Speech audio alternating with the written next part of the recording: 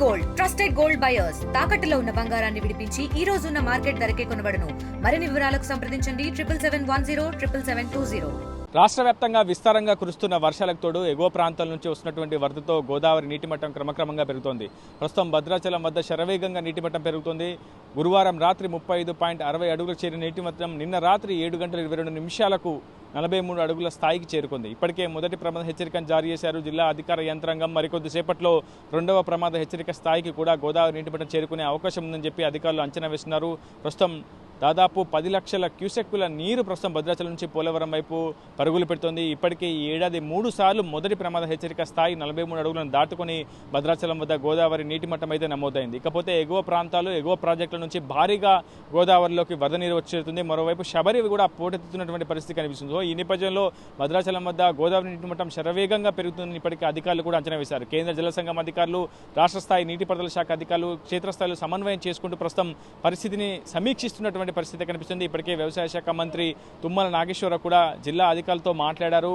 సమన్వయం చేసుకోవాలని చెప్పి దిశానిర్దేశం చేశారు. అటు జిల్లా కలెక్టర్తో ముంపు ప్రాంతాలు తీసుకుంటున్నటువంటి సంరక్షణ చర్యలపై ఎప్పటికప్పుడు అప్రమత్తంగా ఉండాలని, కరకట్ట సమీపంలో స్లూయిస్ లీకేజ్ లేకుండా చూడాలని, ఒకవేళ భద్రాచలం పట్టణంలో భారీగా వర్షపాతం నమోదైతే వెంటనే భారీ మోటార్ల సాయంతో గోదావరిలోకి నీటిని డంప్ చేయాలని చెప్పి ప్రస్తుతం అధికార యంత్రాంగానికి తుమ్మల కూడా దిశానిర్దేశం చేశారు. ముంపు ప్రాంతాల్లో తీసుకోవాల్సిన సంరక్షణ చర్యలపై భద్రాచలం సబ్ కలెక్టర్ మునాల్ శ్రేష్ఠతో పాటు జిల్లా కలెక్టర్ జితీష్ వేపాడలు ఎప్పటికప్పుడు సమన్వయం చేసుకుంటున్నారు. ఇప్పటికే వరదల వల్ల అటు చెరువులు పొంగిపొలుతున్న నేపథ్యంలో చప్టాలు, చెరువులు, వాగులు, వంకలు దాటకుండా ప్రజలు అప్రమత్తంగా ఉండాలని చెప్పి కూడా ప్రభుత్వం సూచనలు జారీ చేసింది.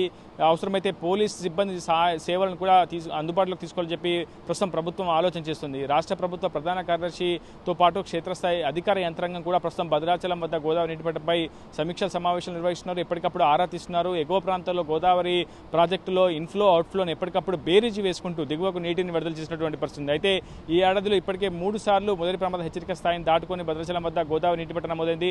మరికొద్ది సేపట్లో రెండో ప్రమాద హెచ్చరికను జారీ చేసే అవకాశం ఉంది. ఈసారి వరదల వల్ల 3వ ప్రమాద హెచ్చరికను కూడా చేరుకునే అవకాశం ఉందని చెప్పి అటు అధికార యంత్రాంగం అంచనా వేస్తుంది. కేంద్ర జల సంఘం అధికారులు ఎప్పటికప్పుడు రాష్ట్ర ప్రభుత్వ అధికార యంత్రాంగంతో సంప్రదింపులు జరుపుతున్నారు. భద్రాచలం వద్ద గోదావరి నీటి మట్టానికి సంబంధించినటువంటి అంశాలపై ఎప్పటికప్పుడు సమీక్ష సమావేశాలు వేస్తున్నారు. ఇదే న్యూస్ ఇప్పుడు ఉదయ RTV భద్రాచలం నుంచి. తెలుగులో న్యూస్ కి ఫాస్టెస్ట్ యాప్ ఇప్పుడు టోటల్లీ న్యూ అవతార్లో జస్ట్ 5 సెకండ్స్ లో కంప్లీట్ న్యూస్. సోషల్ మీడియాలో ట్రెండ్స్ కి వన్ స్టాప్ సొల్యూషన్.